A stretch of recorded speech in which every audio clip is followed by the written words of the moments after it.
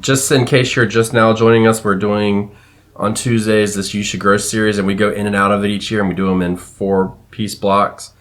And the criteria is we tell you how to break down how to grow a certain vegetable, from when to plant it, how far to plant it apart, companions, companion plants, plants it doesn't get along with, pests, diseases, how to harvest it, when to harvest it, uses, and then any kind of other information that we decide to give you that fits within our time frame. So without further ado, Miss Batavia, kick us off. Okay, so I believe it's pronounced Daucus, as that's the family that the carrot belongs to. You gonna go like that? Well, right out the we gate? talked about for some of the others, it belongs to the cole crop family. So I searched it out, and then I had to search how to pronounce the word. So, all right, I need to get that out so we can be done with it. Carrots are, depending on the variety, they're plants that can be grown throughout the year. They prefer the cooler weather. So you'll see a lot of people planting for spring, putting seeds out for carrots, as well as fall. My first failures for growing carrots were trying to sow them in the middle of the summer. It's not impossible, but there's some steps you definitely have to take to get kind of those seeds off the ground. So I'm going to call them a plant that enjoys spring and summer. There is the story around them being sweeter once frost hits them, but we're not going to dig into that just yet. It is a biennial, and it's another word that I had to practice saying because I want to say biannual, and that's not it. It's a biennial crop. Crap. That's a crap. Oh boy. There we go. How dare you be rude to carrots? And that just ties into the wind, right? So first year of growing, second year would be producing seed. That's what I have for when to grow. I'm going to move on to spacing, but I know you have something to add there, so I'm going to let you jump in for when to grow. I'm gonna tell you how to trick it about being biennial at the end of the show, so stay tuned. Okay. So plant spacing, what's the rule? I didn't look up for square foot gardening. What is it, like 16 carrots per square foot is what the guideline says?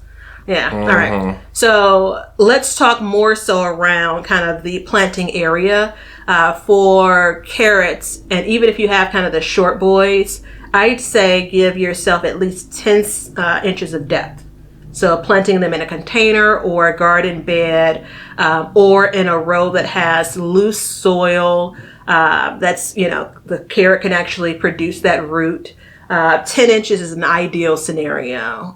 Anything shorter than 6, you're probably going to have some carrots that kind of bottom out. I actually had a couple that curve last year.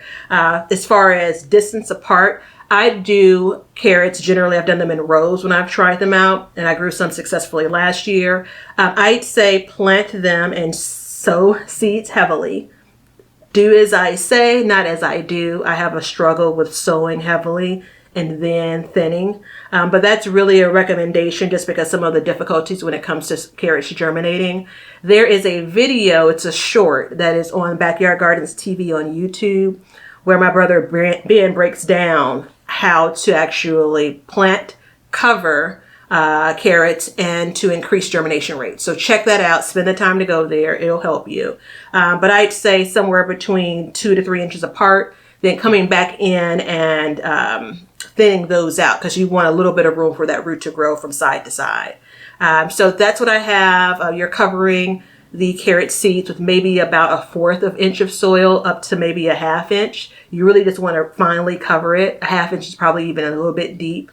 You want to make sure that you're evenly watering. You don't want those seeds to dry out, but you don't want them to be slopping around in water either. That's what I got. Yeah, the depth is super important for those. I mean, they're so small. It's really important that you protect them when you plant them, especially from watering. And the key is to water first, then plant. And if you don't like sowing heavy, let me just ease your minds a little bit. The seeds only last for about a year. So you're going to get a big packet of seeds. Be generous with them because next year the germination rates just start to fall off dramatically. So, and if you're listening to this, sorry about that. I'm waving my hands around like I usually do when I hit the mic. So, donk. So companions. This is what grows well with carrots or it gets along with in the garden. Chives, so they will, and onions, they will deter aphids. which if you know and you have any experience with aphids aren't really that much of a problem. They're easy to take care of. And I know Batavia's like, shut up. But yeah, I that's disagree my wholly. take on it. Yeah, I disagree wholly, but that's okay. That's okay. We're allowed to have different opinions. Let's see. Leeks, they will deter carrot flies. Nasturtiums repel aphids as well. Radishes will loosen the soil, so you can plant radishes before, or you can plant radishes around them, and then that will help loosen the soil. And I definitely think, so daikon radishes are a big one. They're a tiller, which means you plant them and then they'll till down on the ground and loosen it. And I almost would consider carrots the same thing. Once they start growing, they will loosen the soil in depth, so it's a good plant to put down. And then rosemary will deter carrot rust fly. Mm-hmm. So this is my 4th year growing carrots, I believe. I think so. And I've never had a pest. So let me just say that out loud. I've never had a pest yet. I definitely do maintenance, neem oil treatments and stuff like that on my garden. So that may have something to do with it. But as a whole, like, I've never had an issue. Mm-hmm. The foes, which are things that it does not get along with, is dill. So dill will actually release a chemical that will stunt the growth. So be careful of that. And fennel, if you grow it, I mean, I don't know a lot of people that grow fennel, but if for some odd reason you're growing fennel, it will attract a variety of pests to it. So maybe you could think of planting fennel in another portion of your garden in order to be a trap crop, where things will go to it instead of to yours if you have issues. And then parsnips, they are just susceptible to everything, all the same issues. So be careful of how close you're planting those together. I've grown parsnips 2 years now, and I planted last year parsnips next to my carrots and had no issues. But I could see where if you'd have issues with one, you'd have issues with the other. Yeah. So you definitely want to try and limit that as a whole, I believe. Mm-hmm. Yeah, agreed. I think that, and we talk about this generally when we talk about things like summer plants, peppers and tomatoes, how they're in the same family. And in some places they're recommended to grow together. In other places they're not. And it's more of, if one goes down, they both will probably go down. So I grew parsnips and carrots together last year before we had done this You Should Grow series. So I didn't know that they were necessarily foes. Did you have any issues? I didn't generally. I let those vegetables stay in the garden for quite a while. And that bed late season had a lot of aphid damage. And that's the reason why I say I don't agree with, like, they're a pain in the ass for me. You know, I hate them. Hate them. And this was a bed that was covered. So to be fair, it was kind of out of sight, out of mind. So I didn't intervene. I didn't even really realize that it had happened. You know, so again, that's probably more on the gardener than it is on the vegetable. Okay, so I'm going to move on to pests. And I read this everywhere as one of the pests, rust flies. I've heard of carrot flies, carrot weevils, and leaf hoppers. Other than aphids, and I've only had a couple of years of growing carrots, other than aphids, I've not had any of these. And as I was digging in some places, it's more prominent in like really hot and humid areas, some of these diseases and pests. So keep that in mind. If you're new to growing carrots, I definitely would poke around the interweb just to keep in mind if there are any things that you should look out for, or as you're growing them, kind of get familiar with how carrots perform in your particular area. Disease, I'm going to move on. I'm trying to zoom out my screen here because I don't have my seeing eye glasses. But I have aster yellow disease, which I've never heard of. It's a bacteria. Real quick, did you see that? The shortened and discolored carrot tops and thin, hairy roots with a bitter taste. That's a symptom. And then a couple of notes on controlling it. If you have it, I'll zip through this. So it's spread by pests, right? You know, from plant to plant. Keeps weeds down, and invest in control plan for pests such as leaf hoppers. Who knew? Again, you and I haven't had these issues. Not to say that other people won't. And the disease, which is something I'm very conscious of in my garden, like a lot of bugs, it has a chance to overwinter. So lastly, I have a fungus, black canker, which sounds so nasty. It does. Yeah, like I squinched my toes up. So this shows up on the shoulders of the carrots. So kind of some discoloration. And And it just basically says, as far as control and prevention, choose resistant varieties, cover the carrots with soil as far as the carrot tops, the shoulders, and rotate crops. And so I think a lot of these are just kind of, it's a good measure to take. I don't know if I'd say like these things are like proven that this will eradicate, insert that disease, right? So just keep that in mind. Like there's almost a grain of salt when it comes to some of these things. So that's what I got for pests and diseases. Basic maintenance will help with diseases and pests. Now I have different pests than you. Oh, good. You have additional pests. Oh, are you saying that those aren't valid pests, the ones I named? No, I'm not saying that at all, but I have thoughts, and I'll get to those thoughts in a moment. So one is flea beetles, and then root knot nematodes, and wireworms. So flea beetles leave little holes in leaves, and generally, here's my issue. Batavia and I do separate research, and then she can use whatever resource she wants. I use whatever resources I want, and then we combine them. Now, I find it interesting that happens a lot, that you get one set of pests, I get a different set of pests. Now, I've seen flea beetles on like bigger leaves, like eggplants get them a lot, stuff like that. I've had them on okras and stuff, just bigger leaves, because carrot leaves are lacy. I would say lacy, like lace-like. You know what I mean? So I don't know necessarily where I sit with that. And nematodes, I mean, damn. You know, so these are the things that throw me for a loop when I look at these things. I mean, I guess what I'm thinking is it's good that you know that these are an issue, but just be aware of it. And then you can maybe narrow down based on what we've said. So I hope you have your pens and paper ready. So harvest. Some think that, and some think is what I added, smaller the better taste. I like bigger carrots. That's just how I am. And you want them as wide as your thumb. So I have a pretty big thumb, and I wouldn't harvest a carrot when I get that size. I think it's basically whenever you feel like your carrot's ready, or the size that you want is what I would do. And then you want to harvest before they get too hot, though. Now, one thing I'll say is I get a lot of questions. How do I know when to harvest my carrot? Take your little finger. For watching this, you see my little finger, and you dig around the top, and then you'll find the shoulder of the carrot, which is the main carrot at the top of it, and you can see how wide it is. And then you can get an idea. You're not going to hurt the plant.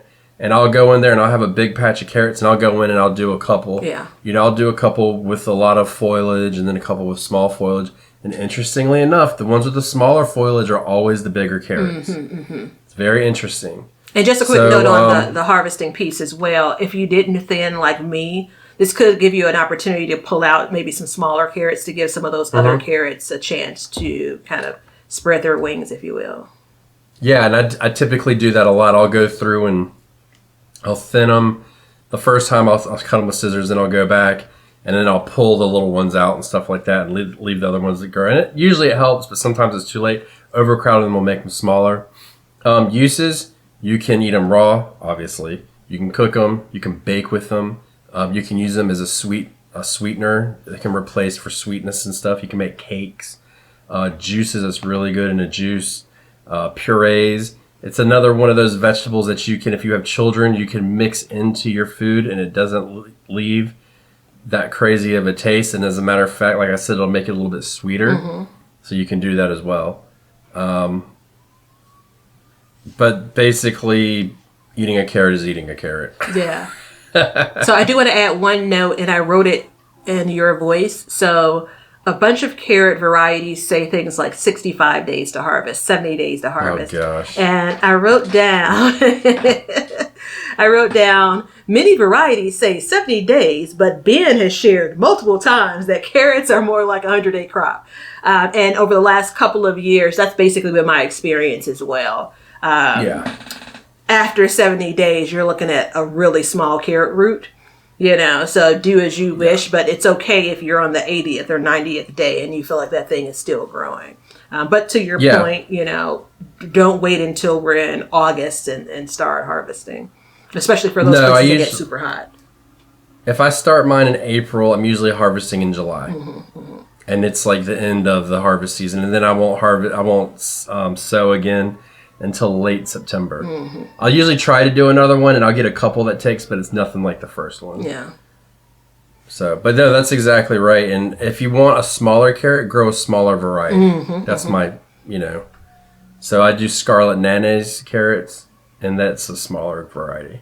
I actually. So, what do I have next? Go ahead. We have special notes. Oh, I have a bunch of special notes. I do too. So, varieties. I didn't realize there was a variety called Littlefinger, and I love all of the vegetables that reference Littlefinger. So that definitely is. It's an Anantes type. That's the spirit of that one, and it's more like 4 inches. I really like the idea of if you're looking for something smaller or even earlier, go with something that's bred that way, versus trying to pull out a kind of 8-inch carrot younger when it's like 4 or 5 inches. So a couple of notes here, and these are kind of random. And I have a whole section I noted on variety, so I'll come back around to that. Let me see if I can pull up my... Oh, I can't get off of varieties. Oh, no. All right, here we go. Sorry. So I already talked about them being biennial. For sure, for carrots, it absolutely is something that has a lot of great nutrition facts. I like when you go over that, so I'm not going to cover off on that. I'll leave that to you. For carrots, something to note for storage, and I feel like I agree with this. So I see a lot of people basically taking carrots and leaving dirt on them and storing them like in the refrigerator. And I was reading online that could lead to them wilting pretty quickly. So cutting the carrot top, like leaving maybe an inch of the carrot top on the carrot, washing it up, storing it in a refrigerator, like in your vegetable bin, Crisper. Right? And they keep for a long time. And so I agree with that because that's how I basically get them from the store and the way I store them. Now, those people that also store them kind of as is, I've seen a lot of people who use like root cellars, which you and I don't have, and I know a lot of listeners may not have. I've seen people do things like in a very, very cool place. So maybe you don't get freezing temps, but maybe your garage is cool. People will store them like in sand, kind of as is. So that's a method. All in all, I'd say carrots are absolutely a long storage crop. And I'm going to stop there because we're coming close to time. Yeah, Special uses, bonus information. Very bonus. So as far as if nutrition goes, I know I've always heard that high in vitamin C, and vitamin A, and that wasn't the case. What I really found that stuck out to me is each carrot has 1.7 grams of dietary fiber. So that's insane. One carrot. I mean, you can eat a carrot in a snack. And the reason why that's important is because a lot of people say there's a protein deficiency in our country, but in reality, there's a fiber deficiency. We get plenty of protein. We all eat protein all the time. You're eating milks and dairies and meats and fishes and all nuts and all that stuff. And a lot of processed foods doesn't have that fiber, so it's a very good source of fiber. And then the only thing I'll say other than that, since we're low on time, is the biennial portion. So a lot of things that are biennial, if you plant it, and this depends on your climate, but like for me, if I plant it in fall and I let it sit all the way to spring, because of my weather, it gets hot, cold, it tricks it, and I can get it to seed in the same year. And that goes with everything that I've planted that's biennial. It'll all do that. So if you can get it to go hot, cold, over a period of time within a year, you can get seed ahead of time. But remember, the seed's only viable for like a year, roughly. So basically, carrots are amazing. They're so cool. They're so fun to pull up. And oh yeah, one other thing. If the tops of your carrots are green, the shoulder of them, remember we talked about the shoulder, if you don't, go rewind. That means the sun's hitting them. So just if you see the shoulders sticking up out of the ground, cover them up with some dirt and you will not have those green shoulders, but you can still eat them if they're green. So it doesn't mean that you have some kind of disease. It just means that it got sun on it. Yeah. And it likes the dirt. Everybody? It grows in the dirt. So, because it's a root crop. It's a root crop, so you never know what you get until you pull it. All right, everybody. So that is our You Should Grow series. If you are a patron, you will get the next one next week. And if not, then we will see you on Thursday when we talk about, I don't know what we're going to talk about, but it's going to be really good. I guarantee that. Absolutely it will. But check out all our links below. Become a patron. Help support the show. Thank you so much. And Miss Batavia, did you have something you wanted to say? See ya.